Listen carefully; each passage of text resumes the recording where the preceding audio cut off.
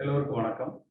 இன்று நம்முடைய 179வது இந்த ஜூம் மூலமான கலந்துரையாடல் நிகழ்ச்சியை நம்ம நடத்திட்டு இருக்கோம். இன்று நம்ம பேச இருப்பது முழுமையான அந்த பாஜக கொள்கைகளை இபிஎஸ் ஓபிஎஸ் பின்பற்றுகிறார்களா, அம்மா அவர்களும் புரட்சித் தலைவர் எம்ஜிஆர் அவர்களும் உருவாக்கிய அந்த திராவிட கொள்கைகளிலே இருந்து அவர்கள் மாறுபடுகிறார்களா?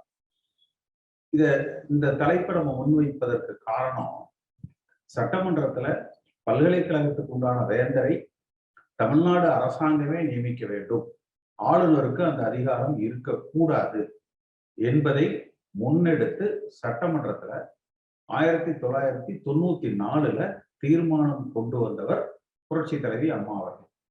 அந்த தீர்மானத்தை அன்றைக்கு ஆளுநராக இருந்து சென்னாரெட்டி ஒத்துக்கல. அப்புறம் அரசியல் சூழ்நிலைகள் மாறியது, அது நடைமுறைக்கு வரல. இன்றைக்கு அதுபோல ஒரு தீர்மானம் முன்னெடுக்கப்படுகிற பொழுது அதிமுகவினுடைய கொள்கைகளை முன்னிறுத்தி இவர்கள் பேசணும். ஏன்னா 94ல அம்மா அவர்கள் அந்த தீர்மானத்தை கொண்டு வந்த பொழுது எதிர்த்த ஒரே கட்சி பாரதிய ஜனதா கட்சி. ஆனால் இன்றைக்கு அந்த பாரதிய ஜனதா கட்சி மீண்டும் அதை எதிர்க்கிற பொழுது அதை ஆதரித்து பாரதிய ஜனதா கட்சிக்கு பின்னாலே செல்லுகிற அளவுல அதிமுக இருக்கு. நீங்க அதை நம்ம திமுகவை நம்ம ஆதரிக்க வேண்டிய அவசியம் இல்லை. ஆனால் நம்முடைய திராவிட கொள்கைகளை வலியுறுத்தி அதுல திமுக செய்கிற அந்த நடவடிக்கைகள்ல இருக்கிற தவறுகளை நாம் சுட்டி காட்டலாம்.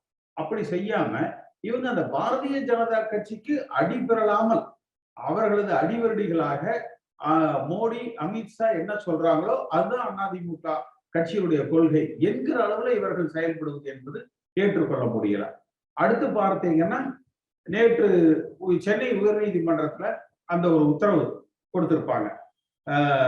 அதாவது அந்த முகாந்திர இருக்கை, இந்த சட்ட விதிகளை இவர்கள் திருத்தியது தவறு, அந்த திருத்தங்களை ரத்து செய்யலாம், மீண்டும் பொதுச் செயலாளர் என்ற பதவியை அதிமுக கொண்டு வரணும், அதற்கு தொண்டர்கள் வாக்களித்து, எப்படி புரட்சி தலைவர் எம்ஜிஆர் காலத்துல அந்த விதி இருந்ததோ, எப்படி அம்மா காலத்துல அந்த விதி அதிகமாக வலிமைப்படுத்தப்பட்டதோ, அந்த விதிகளின்படி பொதுச் செயலர் என்கிற பதவிதான் அதிமுக வேணும். அதற்கு தொண்டர்கள் தான் வாக்களித்து தேர்ந்தெடுக்கணுமே ஒழிய பாரதிய ஜனதா கட்சியுடைய ஆதரவை பெற்றவர்கள் இந்த அதிமுகவுக்கு தலைமையாக பொறுப்பேற்கிற பொழுதுதான் இது போல பாரதிய ஜனதா கட்சியினுடைய ஒரு துணை அமைப்பாக பாரதிய ஜனதா கட்சியுடைய கொள்கைகளை பின்பற்றுகிறவர்களாக அந்த தலைவர்கள் உருவாயிருக்கிறாங்க. இதை பத்தி பேசுவோம். இது யாரெல்லாம் பேச விரும்புறீங்களோ சிறிதளவு உங்க கை உயர்த்தி நான் பேசணும்னு காமிச்சீங்கன்னா நான் கூப்பிடுறதுக்கு வசதியா இருக்கும். இது என்னுடைய அந்த Facebookல இது லைவ் வரும், நம்ம யூடியூப்ல லைவ் வரும். நீங்க அந்த பேசுற பகுதியை நீங்க பேசுறது, அதற்கு நான் பதில் சொன்ன அந்த பகுதியை எடிட் பண்ணி உங்களுக்கு அனுப்பிச்சு வைப்பாங்க. உங்க தொலைபேசி எண் இருந்தா நீங்க அதை உங்க நண்பர்கள் இடத்துல, உறவினர்கள் இடத்துல, நம்முடைய கட்சிக்காரர்கள் உங்கள் பகுதியில் இருக்கிறவர்கள் இடத்துல அதை பகிர்ந்து கொள்ளலாம். அது உங்களது கருத்துக்களும் எல்லோரிடத்திலும் சென்று சேரும். நம்முடைய இந்த நிகழ்ச்சிகளும் இன்னும் எல்லா அதிமுக தொண்டர்களையும் சென்றடையும். அதனால நீங்க பேச விரும்புறவங்க சிறிதளவு கை உயர்த்துங்க. அடுத்து உங்க பெயரை பதிவிடுங்க. இல்லைன்னா பாருங்க, அந்த ரியல்மி அப்படின்னு வரும், விவோ அப்படின்னு தான் வரும், பேர் தெரியாது. நீங்க அந்த பேர் போட்டீங்கன்னா உங்க பேரை சொல்லி நம்ம கூப்பிட முடியும்.